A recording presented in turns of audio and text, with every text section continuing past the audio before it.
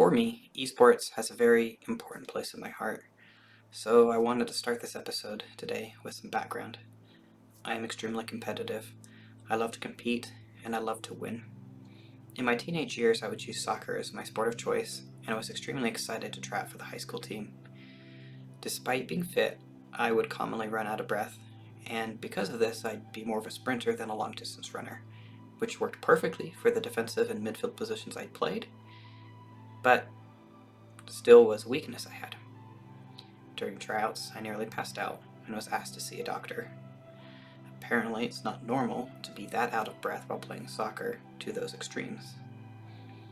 Sadly, I was informed by my doctor that I had sports-induced asthma. Even with an inhaler, I was not allowed to continue to try out, since I was now going to be a liability to the team if I was on it.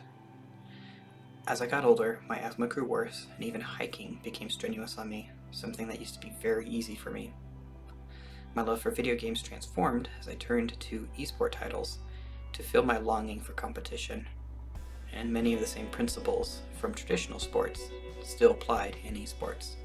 In any team sport, you will commonly hear the most important thing is teamwork.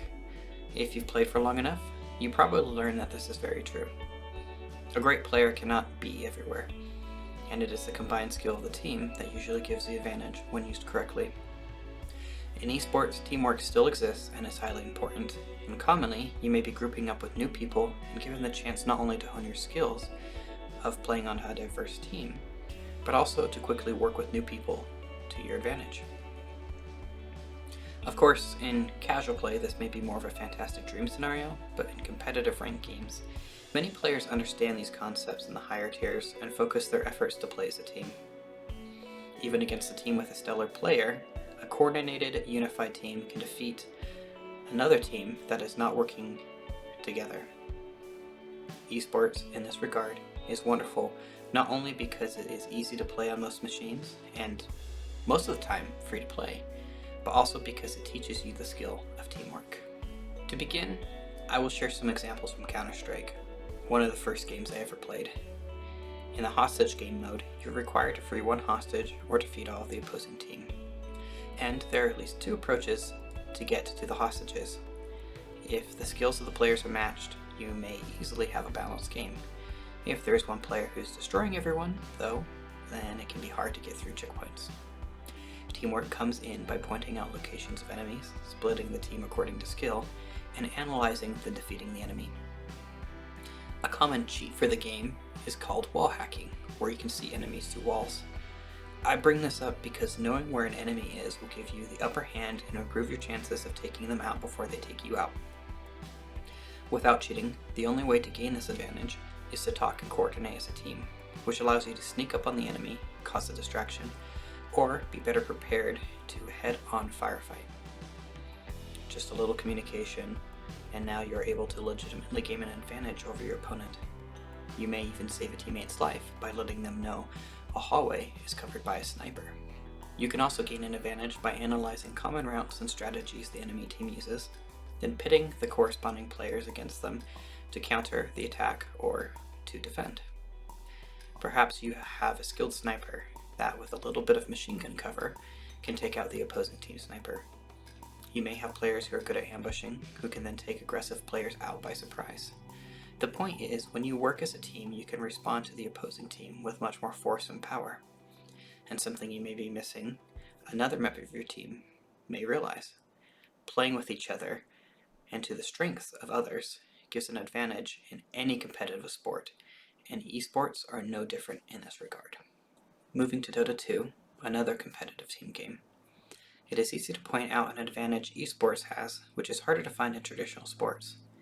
In traditional sports, it may be hard to find a team, and generally once you find a team, the composition as far as individuals and diversity goes will most likely stay the same for extended periods of time, due to distance and travel being a factor to take in. Esports allows you to play with anyone in the world, meaning you'll often play with new players from different backgrounds. Diversity of thought, training, and playstyle can be incredible. It does pose as a disadvantage though, as it means that you'll have to play as a team, and since you have to play as a team, you have to quickly learn the strengths and the skills of every player early in the match. As some background, in Dota 2, timing is everything. You play 5 versus 5 with the goal of destroying the main building in the opponent's base, and both teams have computer defenses that will get harder and harder to take out. Each person plays a different hero, and each hero has different spikes in power. Even though each hero can adapt to different situations, some heroes may be stronger early in the game, while others are stronger later in the game. This means as a team that you must either rush fast or survive long enough to play to the full power of your team. And you need to pick your heroes that can both compete with the enemy as well as complement your team. Lastly, this is important, there are 3 lanes, and each one is important to winning early on, meaning you have to divide the players and their attention to these lanes to prevent the opponent from gaining the upper hand. This intense, large-scale combat can only easily be won by a team that works together. A team that is uncoordinated can be taken apart by one skilled player who can pick each hero off one by one. A team that is coordinated, though, can take down a skilled team that is not always coordinating or listening to / with each other. The disadvantage of working with new people most of the time provides an opportunity to learn how to quickly work with new people, a skill that is hard to develop outside of the world of esports due to the difficulty of playing with new people all the time. One must be patient, understanding, and know how to both correct players as well as praise them so that they feel inclined to work as a team. You must know how to respectfully correct a leader you just met without offending them, and become more patient when someone offends you.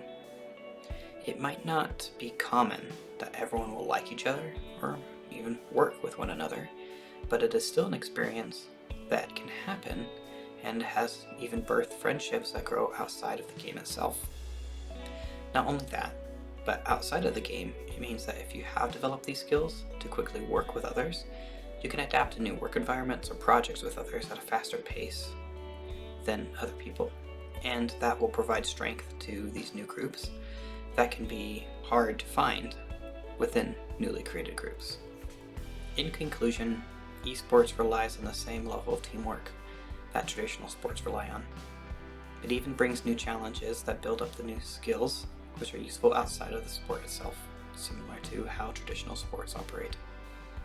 It widens the love for competition and thrill sports to a wider audience, from interest to ability. Esports is new and different, but it does hold many of the same values and skills that mankind has found from traditional sports.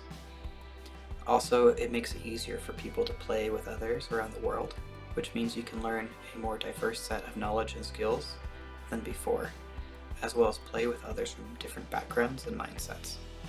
It's not without flaw, but potential has both positive and negative charges to it, and esports has more potential in many ways.